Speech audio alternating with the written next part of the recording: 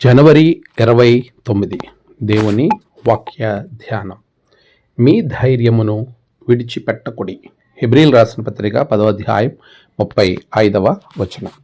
మన ప్రభువైన యేసు క్రీస్తు నామములో మీ అందరికీ ఈ ఉదయము శుభములు తెలియచేస్తూ ఉన్నాను.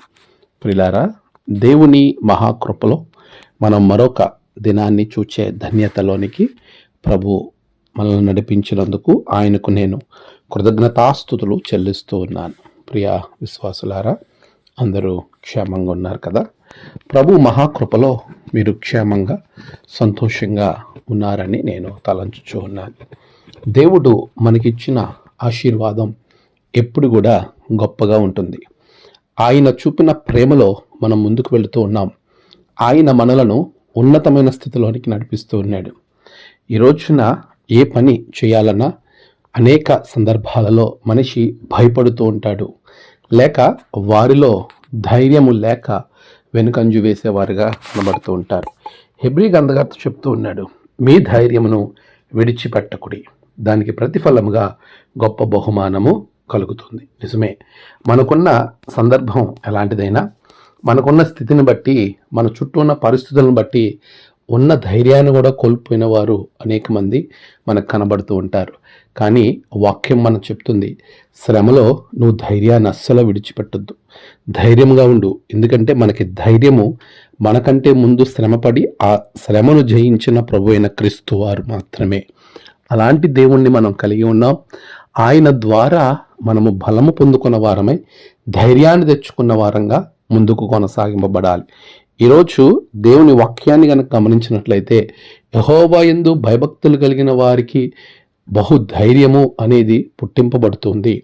ఎవరైతే దేవునితో సహవాసంలో ముందుకు వెళ్తారో, ఎవరైతే దేవుణ్ణి కలిగి వారు ముందుకు నడిపింపబడతారో, అట్టి వారికి ధైర్యము అనేది దేవుని ద్వారా ఇవ్వబడిన గొప్ప బహుమానం. అట్టి ధైర్యములో మీరు స్థిరులై ఉండాలి. దానిని విడిచిపెట్టకుండా ముందుకు కొనసాగింపబడాలి.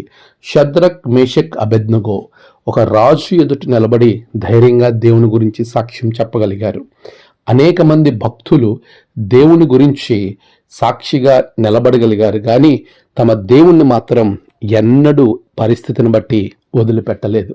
ఈరోజు చిన్న చిన్న వాటికే ప్రభు నామాన్ని అవమానపరిచే రీతిలో, లేక ప్రభువునే విడిచిపెట్టే రీతిలో మన జీవితాన్ని మనం అమ్ముకుంటున్నామేమో ఒకసారి మనం ఆలోచన చేసి క్రీస్తు కొరకు నిలబడే సైన్యంగా వెళ్ళాలి. దేవుని కొరకు మనము నిలబడే ఒక గొప్ప యోధులుగా ముందుకు వెళ్ళినప్పుడు ప్రభువు మీ ద్వారా మహిమ పొందుతాడు. మీకు ప్రభు ఇచ్చే ప్రతిఫలము చాలా గొప్పగా ఉంటుంది. దేవుని చిత్తమును నెరవేర్చడానికి, ఆయన వాగ్దానము పొందుకోవడానికి చాలా ఓపిక కావాలి. ఆ ఓపికే నీకు ధైర్యాన్ని కలిగింపజేస్తుంది. ఓపికతో దేవునిలో కనిపెట్టు. ప్రభు ధైర్యముతో నిన్ను ముందుకు నడిపిస్తాడు. ధైర్యాన్ని ఎప్పటికీ విడిచిపెట్టకండి. ప్రభువే మీకు ధైర్యమై ముందుకు నడిపించునుగాక. ఆమేన్. ప్రార్థన. సర్వోన్నతుడా, గొప్ప దేవా, ప్రభు దేని కొరకైతే నీ బిడ్డలు భయపడుతున్నారో ఆ భయాందోళనలన్నింటినీ తీసివేయండి. బిడ్డలను దీవించండి, ఆశీర్వదించండి. వారు చేస్తున్నటువంటి ప్రతి ప్రయాణంలో ప్రభువా, శారీరక, మానసిక, ఆధ్యాత్మిక ప్రయాణాలన్నిటిలో గొప్ప జయము బిడ్డలకు దయచేయండి. నేడు జన్మదినము, వాహదినము, ఆయా విశేష దినములు జరుపుకుంటున్న బిడ్డలను బహుగా దీవించండి. తమ ప్రియులను కోల్పోయి ఆదరణ కొరకు ఎదురు చూస్తున్న బిడ్డలకు ఆదరణ, నెమ్మది అనుగ్రహించండి. ఈ దిన దీవెనతో నింపి బిడ్డలను బహుగా ఆశీర్వదించమని ప్రార్థిస్తున్నాను. ఎవరైతే అనారోగ్యం ఉంటున్నారో అట్టి బిడ్డలకు మంచి ఆరోగ్యములను దయచేయండి. రక్షణ లేని వారికి రక్షణ ఆనందాన్ని దయచేయండి. మీరే మహిమ పొందమని యేసు నామమున ప్రార్థించి వేడుకొంచున్నాం తండ్రి. ఆమేన్. తండ్రి, కుమార, పరిశుద్ధాత్మ త్రియేక దేవుని ఆశీర్వాదాలు మీకు తోడుగా ఉండి నడిపించునుగాక. ఆమేన్.